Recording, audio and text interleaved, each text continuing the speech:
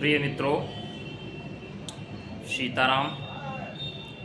जैसे कि इस समय महापर्व कुंभ बड़ी तेज़ी से लोग आस्था के सैलाब में नहाने प्रयागराज जा रहे हैं, लेकिन 144 वर्ष का संयोग तो है, किंतु जो वहाँ व्यवस्थाएं हैं, जैसे लोग नहाकर वहाँ कुंभ के अंदर घाट पे ही अपने वस्त्र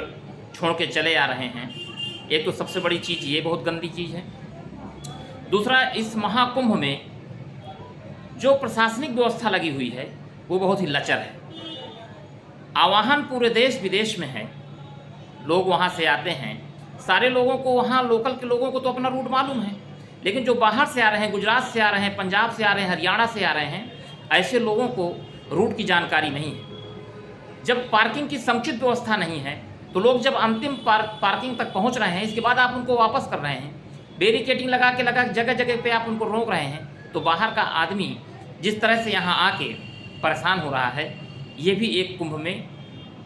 आने वाले श्रद्धालुओं के लिए दिक्कतों का सामना है। इसका भी निदान वहाँ होना चाहिए। सबसे बड़ी बात यह है कि महाकुंभ में सरकार की तैयारियाँ तो हैं, लेकिन वहाँ जो व्यवस्था हो रही है सामान्य व्यक्तियों के साथ, जो वहाँ कुंभ में सैलानी आ रहे हैं उनके साथ, जो श्रद्धालु आ रहे हैं उनके साथ, जिस तरह का बर्ताव वहाँ के लोग कर रहे हैं, नाव वाले जिस तरह से लोगों से 1,000 से 2,000 की वसूली कर रहे हैं, मोटरसाइकिल वाले जो वहाँ लगे हुए हैं वो लोग वसूली कर रहे हैं अवैध रूप से, रिक्शा, ठेलिया, पानी, जितना भी वहाँ खाने पीने का सामान, कमरे हैं, जो कमरे की कीमत में कभी 500 रुपये के नहीं थे, वो आज 5-5 हज़ार, 8-8 हज़ार रुपये लोगों से लिया जा रहा है। इसका मैसेज गलत जा रहा है। कुंभ की तैयारियां बहुत अच्छी हैं, कुंभ का आयोजन बहुत अच्छा है, लेकिन कुंभ में जो अव्यवस्थाएं हो रही हैं उस पर भी सरकार को नियंत्रण रखना चाहिए और सरकार को ध्यान देना चाहिए कि आखिर जो तमाम प्रदेशों से लोग आ रहे हैं, उत्तर प्रदेश की क्या छवि होनी चाहिए, ये भी बहुत प्रश्न रखता है। इस बात को सरकार को इस बात को सोचना चाहिए कि आने वाले लोगों को किसी प्रकार की सुविधा नहीं होनी चाहिए, क्योंकि हमने आह्वान किया है, लोगों को हमने बुलाया है, हम अपने घर बुला के उनके साथ जिस तरह से बर्ताव किया जा रहा है ये कतई गलत है। पानी की बोतल, खाने का सामान, ये तो श्रद्धा से लोग आ रहे हैं। चित्रकूट में लोग आते हैं अमावस्या के दिन, तो लोग वहाँ भंडारा करते हैं, लोग दूसरों को मुफ्त खिलाते हैं। आज की स्थिति ये है कि पूरा शहर जाम से त्रस्त है। वहाँ जो तीर्थयात्री जो आ रहे हैं उनकी व्यवस्था करना, समुचित रखना, ये सरकार का नैतिक दायित्व है,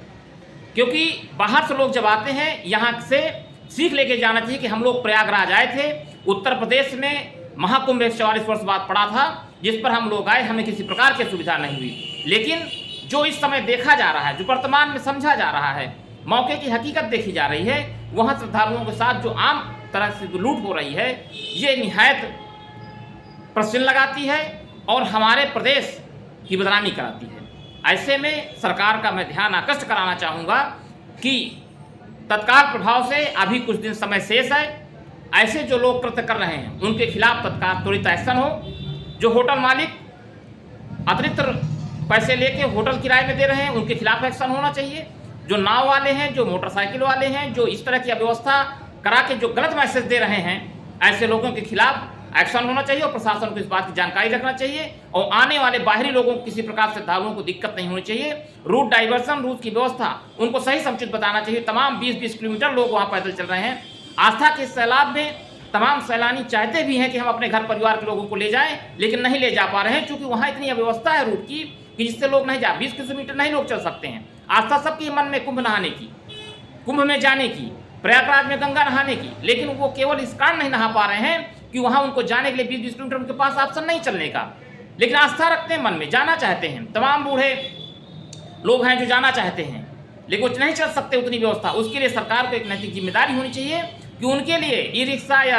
ऑटो ऐसी व्यवस्था होनी चाहिए कि उनको जाने के लिए, जो नहीं चल सकते हैं लेकिन कुंभ में जाना चाहते हैं, ऐसे लोगों की व्यवस्था होनी चाहिए। यही मेरा अनुरोध है कि सरकार को इन सब चीज़ों को, क्योंकि हम भी कहीं बाहर जाएंगे, हमारे साथ अगर गलत होगा तो हमको भी बुरा लगेगा। वहाँ से लोग आ रहे हैं बाहर से, तो एक नज़ीर पेश होनी चाहिए हमारे यहाँ से कि यार हम वहाँ गए थे, हमको सुविधाएं हुई, लेकिन रूट डाइवर्जन जिस तरह से हो रहा है, जिस तरह से लोग परेशान हो रहे हैं, लोग घंटों जाम में फंसे हुए हैं, खाने की व्यवस्था नहीं है, बच्चे हैं उनके साथ, बूढ़े हैं, बीमार हैं, वो लोग पहुँचना चाहते हैं आस्था में, लेकिन अव्यवस्था के कारण से घूम रहे हैं, घंटों आदमी घूम रहा है इधर से उधर,